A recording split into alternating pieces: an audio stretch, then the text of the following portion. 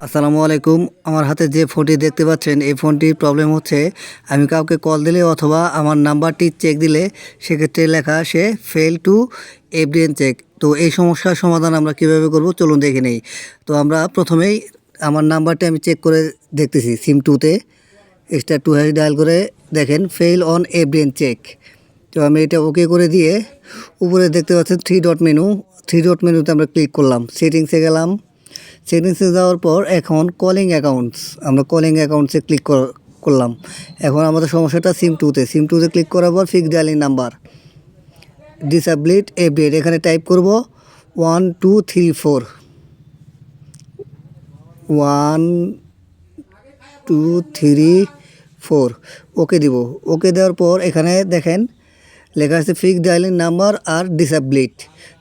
এখন আমাদের প্রবলেমটি সমাধান হয়ে গেছে। তো আমরা এখন আবার নাম্বারটি ডায়াল করে দেখব যে আমাদের নাম্বারটি শো করতেছে কিনা। *2#